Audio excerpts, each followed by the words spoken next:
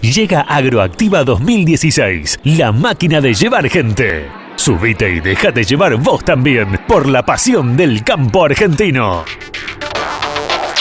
Con gran poder de desplazamiento, una enorme capacidad y un motor que nunca afloja. Llega Agroactiva 2016, la mayor exposición agropecuaria del país. Subite, del 8 al 11 de junio, Monje, Santa Fe. En la continuidad de Mundo Agro habíamos prometido el testimonio de la ingeniera agrónoma Gloria Biotti, una prestigiosa docente y también asesora en cuestiones vinculadas a la sanidad vegetal. Con ella hemos hablado respecto al tema de las enfermedades del garbanzo. Ella disertó junto a otros profesionales en la jornada, a tal fin, organizada por Agroempresa Argentina en Sinzacate conjuntamente con Laboratorios López. ¿Por qué es importante tener en cuenta la sanidad en materia de garbanzo? Esto es lo que nos decía la ingeniera Gloria Biotti. Es tiempo de profundizar los cuidados para evitar el dengue. Por eso es muy importante evitar que el mosquito tenga lugares donde reproducirse, reservorios de agua quieta y limpia como floreros, baldes o bebederos de animales. ¿Conocés las armas para combatir al mosquito transmisor del dengue? Es importante que tomes conciencia y empieces a usarlas. Ministerio de Salud, Gobierno de la Provincia de Córdoba. Bueno, Gloria, entonces un poco lo que charlábamos recién fuera de cámara, en principio tomando el destino hacia donde va a ir la producción de garbanzo, pensando también en la zona donde estamos, ¿qué manejo se plantea desde lo sanitario o cómo se enfoca el negocio en función de esta variable? En principio, el reconocer a cuál va a ser el mercado de destino va a determinar el planteo que se haga respecto al manejo. ¿Por qué? Porque en función de la intervención que se haga en el cultivo va a ser fundamentalmente el tamaño conseguido o calibre, como se denomina, que es lo que va a permitir su comercialización con el máximo precio. ¿Por qué esto? Porque cualquier estrés que impacte en el cultivo, y cuando hablo de estrés podemos introducir dentro de esos factores a las enfermedades, van a hacer que decline o el número de granos o el tamaño de esos granos, fundamentalmente haciendo decaer no solo la cantidad producida, sino la calidad. En ese contexto es que vamos a plantear este encuentro pensando cuáles son los cultivos antecesores, qué patógenos son los que se derivan de este cultivo antecesor y que también funcionan como hospedante el garbanzo, y por lo tanto al quedar el inóculo en el rastrojo de este cultivo, el garbanzo va a ser factible de ser infectado.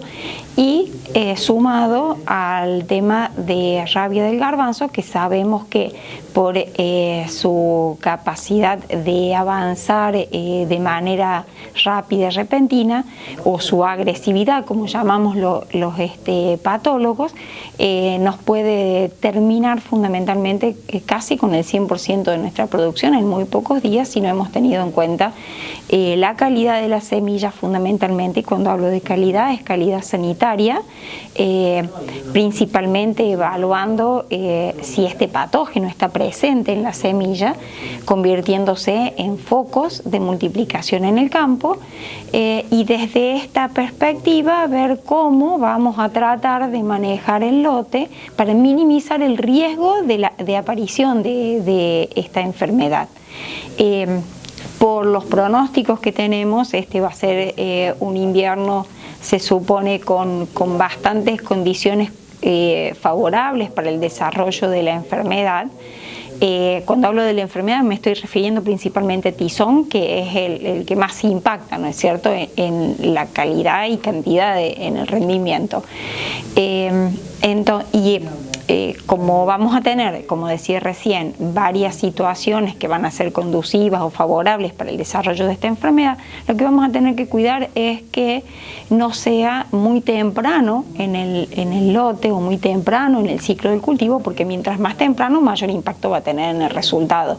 Si tenemos un ataque a final del ciclo prácticamente, nos va a invalidar seguramente la producción para su uso para semilla o para algunos mercados que sí tengan en cuenta mucha cantidad de semillas arrugadas o con deterioro, ¿sí? Si tuviese que poner en línea, en función de la elección del lote, las claves para tener en cuenta, ¿qué es lo que deberíamos mirar rápidamente, digamos? El primer punto es que el lote no haya tenido garbanzo por lo menos en los últimos 3 años. Y cuando digo 3 años, es 3 años calendario, no 3 ciclos de cultivo, porque si hablamos de ciclos de cultivo probablemente no coincidan con la anualidad.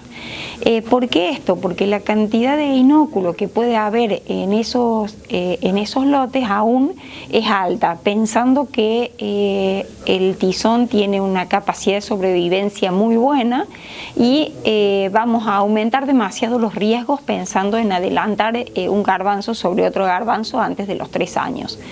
Y en segundo lugar, un lote donde haya tenido el menor impacto posible rizoctonia en soja. Y ahí empezamos a ver si es conveniente o no hacer un garbanzo luego de una soja o preferentemente sobre un maíz, donde la cantidad de patógenos que comparten con el maíz son menores. ¿Qué quiero decir con esto? Simplificando, que las enfermedades de soja pasan o pueden ser factibles que pasen directamente al garbanzo, mientras que las enfermedades de maíz solo algunas pocas. Y cuando analizamos el tema de la semilla, ¿cómo tomamos este tema en función de la planificación? Con las semillas estamos muy habituados a evaluar la calidad fisiológica de la semilla. ¿Qué quiere decir fisiológica? Que vemos el pH, si tiene buen vigor, si no tiene mucho daño en la semilla, ¿no? O grano dañado, disculpa. Pero nunca estamos pensando en la calidad sanitaria. ¿Qué quiere decir esto? ¿Qué hongos o qué bacterias está llevando esa semilla? Y más aún cuando estamos pensando que en el resto del mundo prácticamente la tolerancia a ascoquita o a tizón es 0. Y evaluar una semilla y conocer de antemano que tenga ascoquita estaría casi que limitando su uso para siembra, ¿no? Ese es el punto más importante. Si tenemos una semilla de menor calidad fisiológica pero sin ascoquita, tendríamos casi que optar por el uso de ese material antes que el material con ascoquita.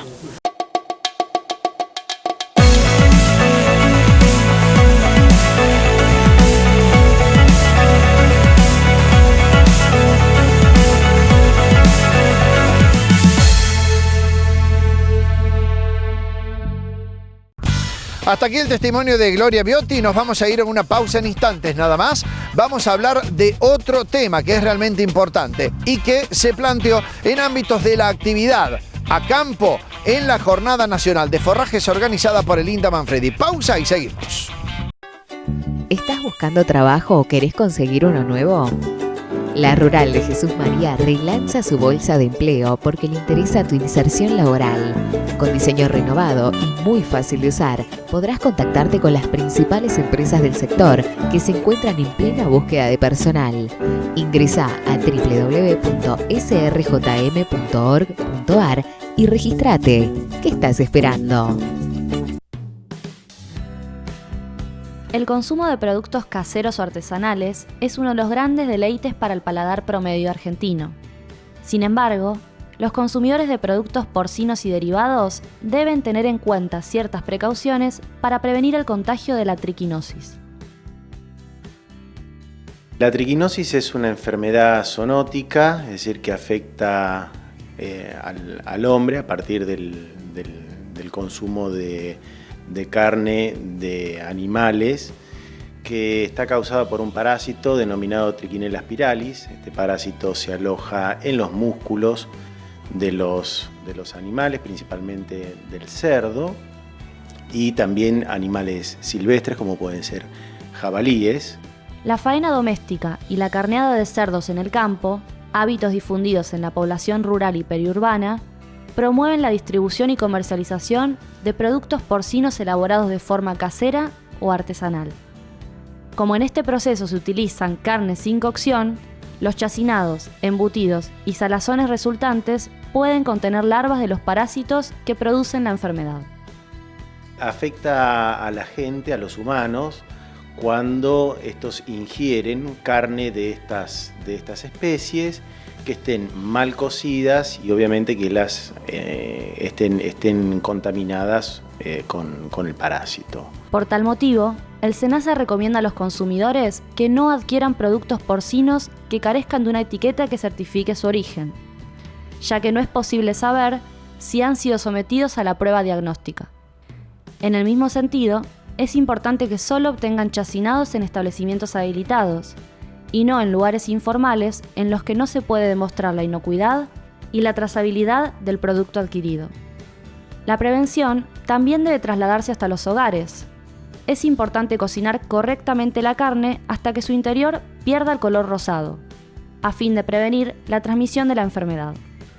Tomar conciencia sobre la importancia de prevenir la triquinosis permitirá modificar ciertas prácticas culturales en el consumo de alimentos, promover una alimentación responsable, evitar riesgos y consumir alimentos seguros.